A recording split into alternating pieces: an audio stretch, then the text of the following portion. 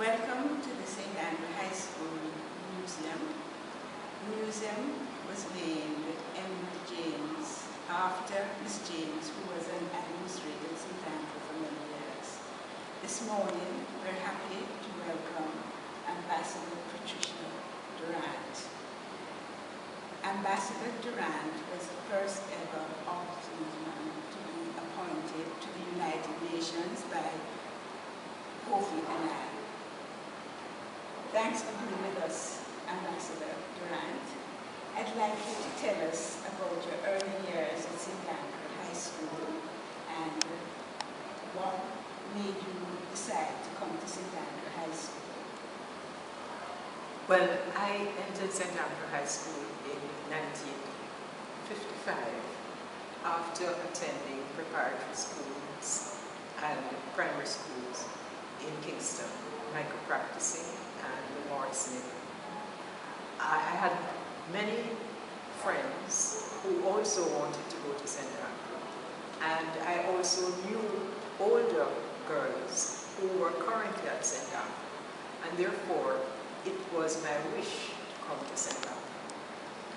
I was fortunate to get one of the then very few scholarships that were available, and was able also to secure a place in the boarding school, although my parents lived in Kingston. So do you have any particular memories of St. Andrew? For instance, I know that Latin was taught at St. Andrew. It's no longer taught there. I was like to find you from what were some of the subjects that you... Well, I certainly did Latin. I did Latin all the way through high school, and in fact it was one of the subjects I did at the University of the West Indies. I found it an extremely interesting and useful subject, and in my later years when I was appointed ambassador to Germany and had to study German, I was able to draw on the Latin structure which I had learned at high school, because it was a very similar structure to the German language. So although Latin is thought of as a dead language, it is one of those which informs our use of English and our understanding of other modern languages. And I'm almost certain that because you had this learning of having learned German as well as French, it prepared you to be an ambassador. Well, at university, the subjects I studied English, Spanish, and Latin. I did French later. I had not learned French in high school. But I think it's fair to say that languages are particularly important in diplomacy, because one is able to communicate with persons in their own language and to get a better understanding of the culture, which informs how countries and how peoples live and how their attitudes have developed over time. A glimpse of the literature and the history of a country will certainly give you a better understanding of the country and a better ability to communicate not only with the persons of that country, but to your own government on developments and traditions and any actions that are taken in a particular country that might affect your own country's interests.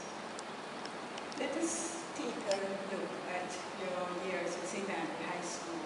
Would you like to tell us which house you were in and any fond memories you may have had at St. Andrew? I was a member of Darling, Grace Darling, and I have very good memories of my years at St. Andrew. As I said, I was a boarder. There were 90 boarders at the time. So we were a small group, an extended family, so to speak. So we all got to know each other very well. In the mornings, we had breakfast together. Then during the day, before lunch, when we had our break, we would go to the side veranda and we would be given slices of bread and butter and a drink of what we called belly wash, which was lemonade. And we could also go to the tuck shop where Miss Gladys made her beautiful patties. But since we only had 6p pocket money for the week, you had to ration your patty purchases very carefully.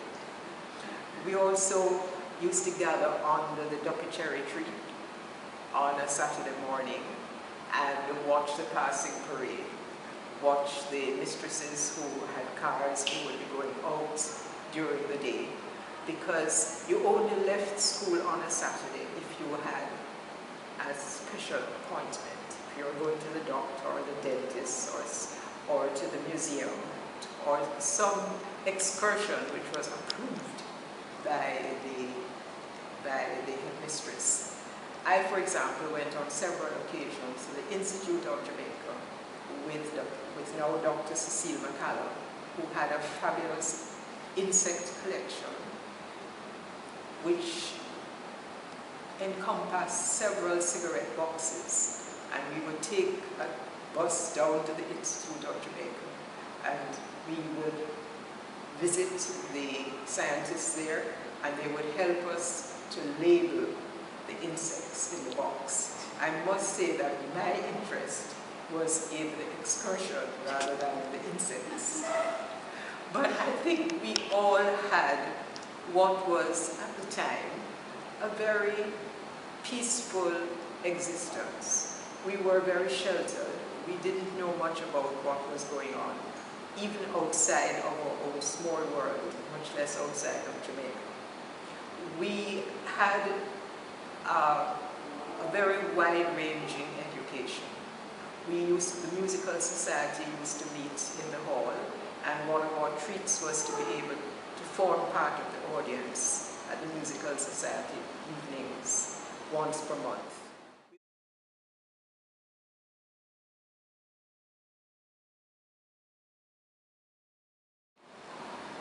This is part 2 of my interview with Ambassador Patricia Durrant. I remember in those days, Ambassador Durrant, that boys were seen to be the breadwinners of the homes, and very often they were the ones who were encouraged to continue their education, to pursue a career, and the girls were not encouraged really to pursue a career. Could you just give me the feeling of your parents, how they saw this, and they think that you should be a homemaker and not to pursue a career as you have done, because you have set a pace which we at St. Andrew High School are very proud of, and I'm sure there are other students at St. Andrew now who would love to become ambassadors. So if you could just give us.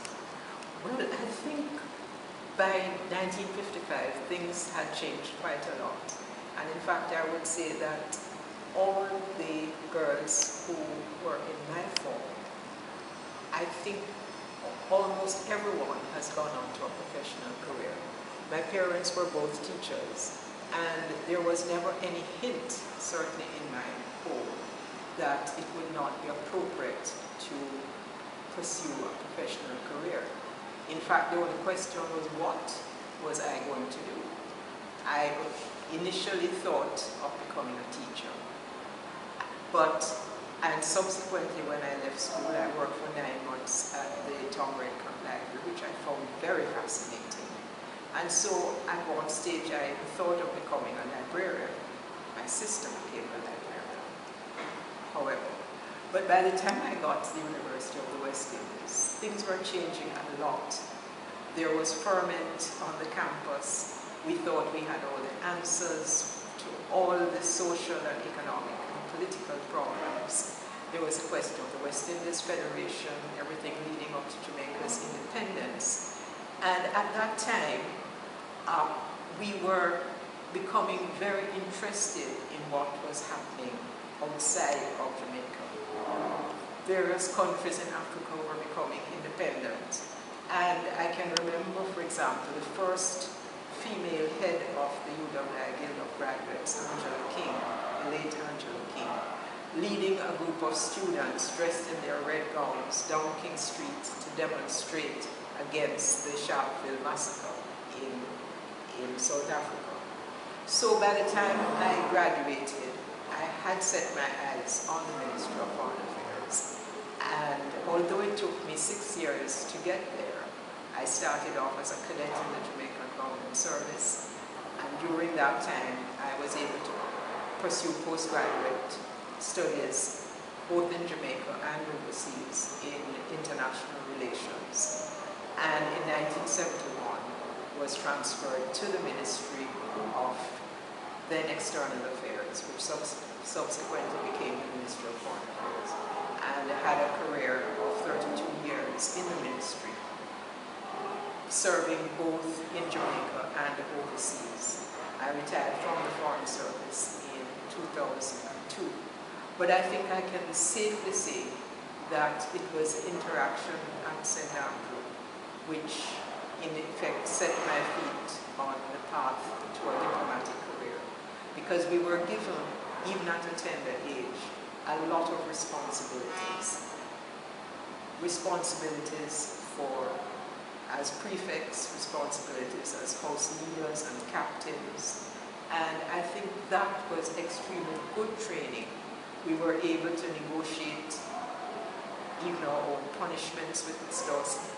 As young girls, she would say, "And what do you think I should do?" And we would come up with our own punishments, sometimes much harsher than she probably would have given us. And so we learned very early how to get on with other persons. And as I said, I have very fond memories of St. Andrew, some of which are displayed in this very museum. And I do hope that both persons of my generation and the subsequent generations will take the time to come to visit the museum, to bring their own artifacts and to share their memories with the girls, the young ladies who are current students at St. Andrew.